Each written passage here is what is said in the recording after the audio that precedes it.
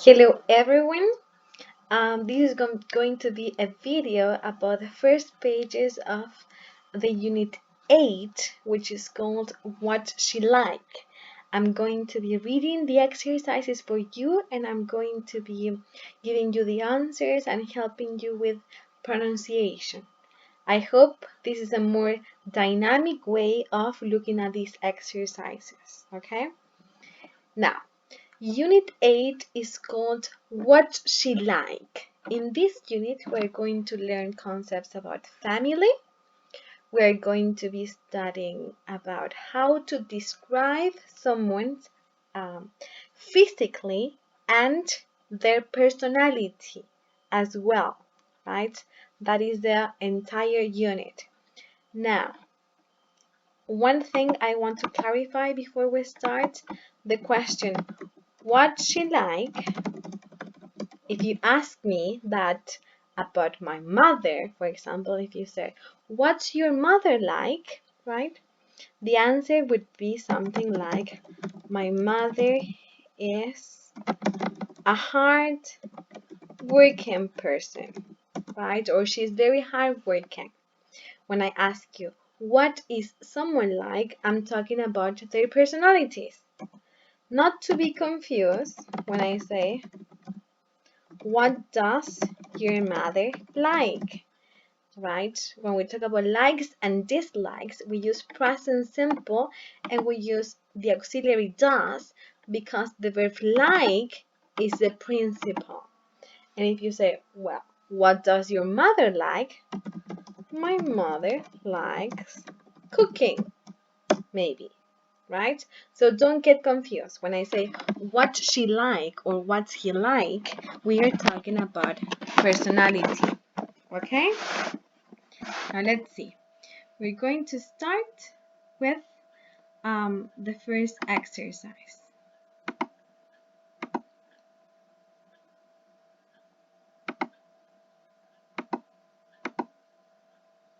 So, the first part of this unit is about family. We're going to be analyzing some family members, okay? We have a box here with some concepts. I want you to pause the video and analyze these concepts. If you don't know the definitions, maybe you can look on a dictionary and you're going to classify them. Some of these members are male, such as, for example, father, the most common one, male, and some of them are female, like the word mother, right? There are some words we can be either. We call those words gender neutral, yes, which can be either female or male. So have a look at the word, pause the video if you want, and classify them. Male, females, or gender neutral.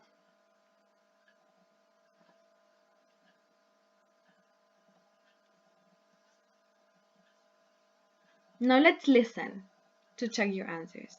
Track 35. Male, brother, father, dad, grandfather, nephew, son, uncle, Female. Aunt. Daughter. Grandmother. Mother. Mum. Niece. Sister.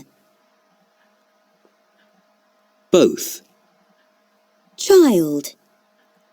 children, Cousin. parents, Twins. Good. So those are the answers. Aunt and uncle are often confused, right? Aunt is female and uncle is male. Now the word child, right, is gender neutral. It can be both, girl or a boy. If I say I have a child, It can be a girl or a boy. Children is the plural of child, right? When I say, I have 2 children, a girl and a boy, maybe. Cousin is gender neutral, right? Then we have the word, if you look at here, we have mother or mom. This is British English. In American English, we use M-O-M. Then we have niece, right? That's the daughter of your brother or sister. And then we have nephew, which is the son of your brother or sister. Yes, niece and nephew. They were parents, both father and mother, right? Sister, son, twins, and uncle. I'm going to leave you some links to more vocabulary of the family. You can go to the vocabulary reference page on page 145 if you want to check, right? And you can continue learning some more vocabulary. Now, let's do this part. We have a listening here. We're going to listen to Ongige talking about her family. This is the girl. Now, the audio is divided into 3 parts, A, B, and C. What I want you to do is to match each part of the conversation with each of the questions here. How many people are there in Onginye's family, right? Who is she closest to? And where does her family live? So let's listen. If you're very good with that, you can try to complete the sentences with the same listening at the same time. Track 36. Part A. People say I have a large family, but I don't think I have. There are 7 people in my family. I have 4 sisters, so 5 girls, and then my mum and my dad. But most of my family live in Nigeria, and my uncle and aunts, for example, they have 9 children or 8 children. So my family with 5 children is not really a large family. Oh, not really, no. But here, people say that 5 girls is a large family. Yes. Yeah. Part B. I'm lucky because I live with my sister, so I see her a lot of the time. That's and nice. I see my parents quite often as well. But they don't live in the neighbourhood, but they live in another part of England. Part C. The member of my family that I'm closest to is my sister. And it's funny because I'm 30 years old and she's 20 years old. But our mum says we're like twins, just born 10 years apart. We look very similar and we have similar style. We like similar things. So that's why I'm the closest to her. Yeah. Okay, so the answers for these parts. How many people are there in your family? This was one part A. Excuse my A, right? Who are you closest to? This is part C. And where does your family live? This is part B, right? Now, I'm going to play the listening again, just for you to do exercises 1 to 7. Complete these sentences with what you hear, right? If you already have the answers, you can skip this part until I give you the correct sentences, okay? Track 36. Part A. People say I have a large family, but I don't think I have. There are 7 people in my family. I have 4 sisters, so 5 girls, and then my mum and my dad. But most of my family live in Nigeria.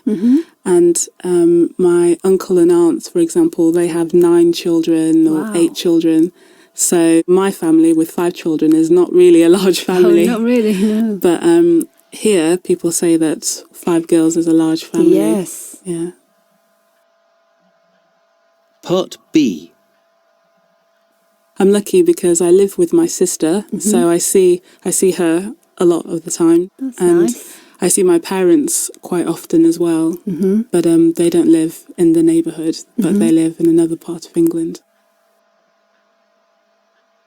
Part C. The member of my family that I'm closest to is my sister.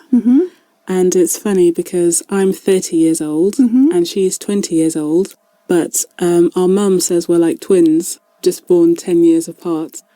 We look very similar and we have similar style. We like similar things. So that's why I'm the closest to her.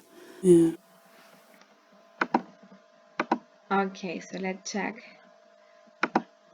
Answers right. She says, I have 4 sisters. Right? She has 4 sisters. Most of my family live in Nigeria. That's the answer. Most of my family live in Nigeria. My uncle and aunt have 9 children or 8 children. Right? That's a lot. I live with my sister. So I see her a lot of the time. Very good. I see my parents quite often because they live close, right? The member of my family that she is closest to is her sister again, right? We look very similar and we have similar style.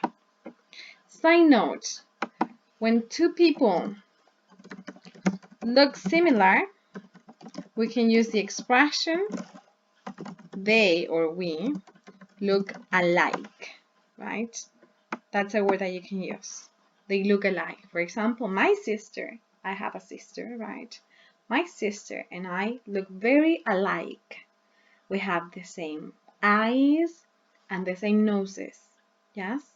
And our hair is similar as well. So we look alike, okay? That's an expression that you can use. Now, do you think Onyinye has a large family? I think so, yes.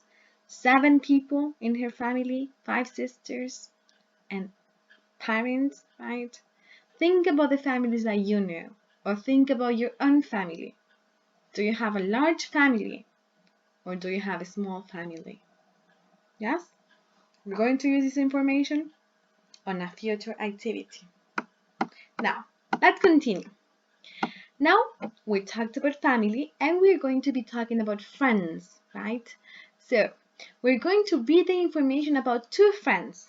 One is called Ed Smith and the other one is called Vikram Seth. How do you think they met? We're going to read a short description and you're going to be looking for connections. How do you think they met? Look for possible connections. First, Ed Smith was born in England in 1977, the son of the novelist and teacher Jonathan Smith. He went to Tonbridge School and Cambridge University and is now a well-known cricketer and journalist.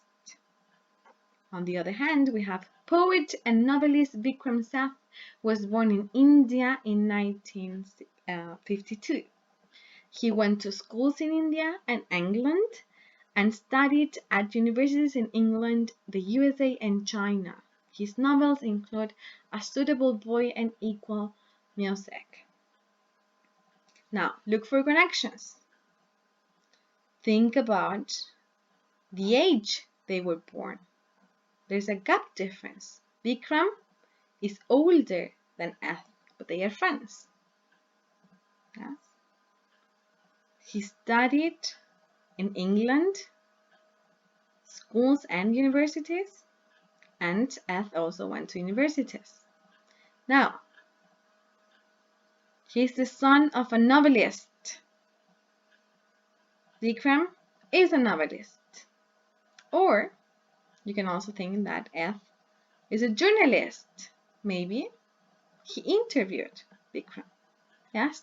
In this case, we're talking about possible connections. We're going to find out on the next page. Now, here we have a reading text that Vikram wrote about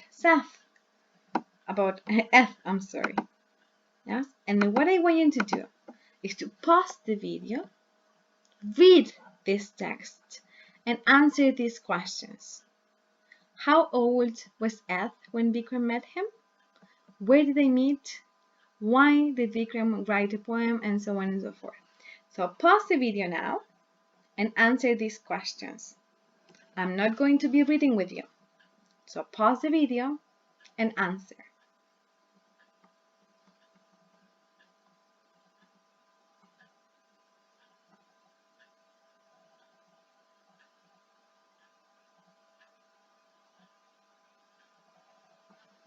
Okay, are you ready? Are you sure? Okay, we're going to check your answers.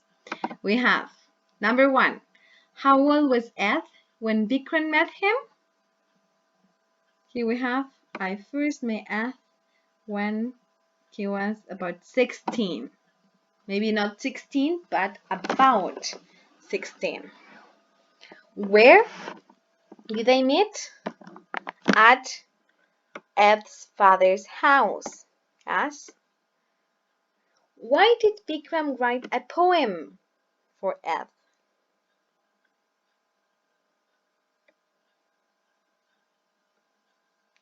Okay. He had Ed's room, right? Ed slept on the sofa, so he wrote a poem. He wrote a poem to say thank you for lending him his bathroom, right? When and where did they meet for the second time? When and where? Australia, and years later. They met years later that in Australia. What is Eth like? So here we have outgoing, adventurous, independent, and hardworking. What does Bikram say about his friendship with Eth? He says that they don't ask a lot of each other. They just enjoy their friendship.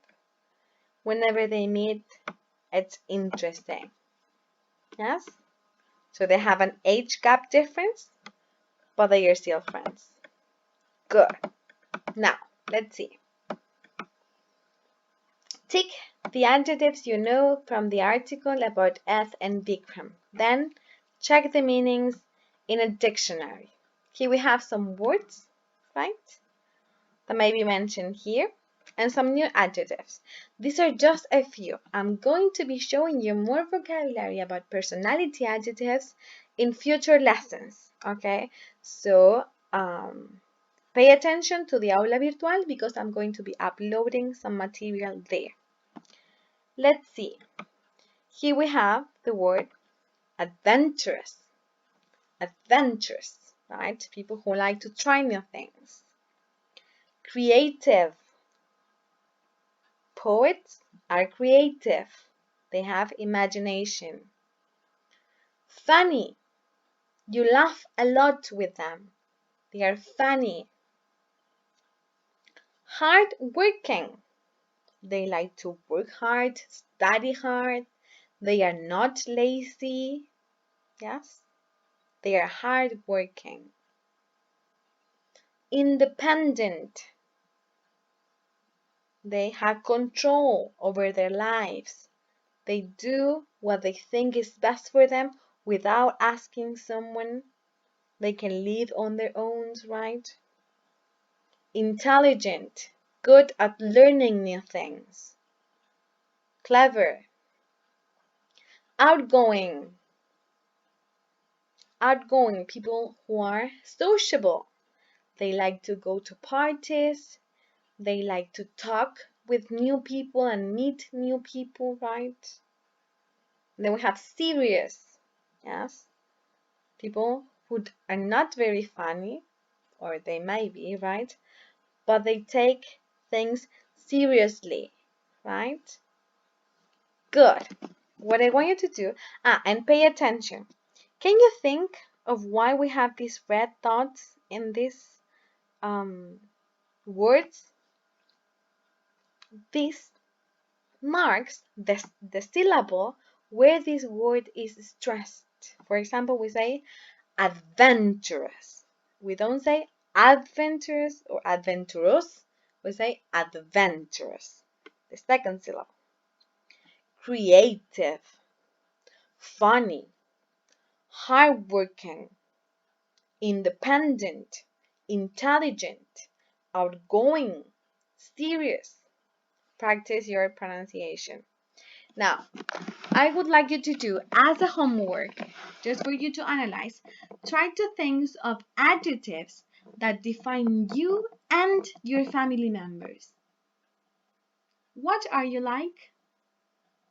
How is your personality? Do that on your books, on your notebooks, and then you can share with me next class. Okay? Bye bye.